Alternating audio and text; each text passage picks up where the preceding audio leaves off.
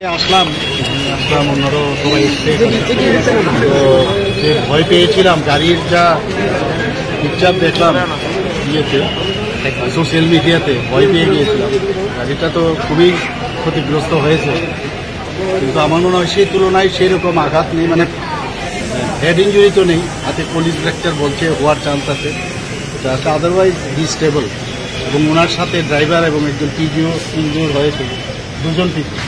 তো একজন পিজি একজন ড্রাইভার, তাদেরও ভালোই আছে বললো। ডাক্তারবাবুদের সাথে কথা বলেছি, তো যা যা দরকার আমরা পুরো আমাদের তরফ থেকে যা যা করে আমি ডাক্তারবাবুদের সাথে কথা বলেছি, বেস্ট ট্রিটমেন্ট যা যা দরকার তাই।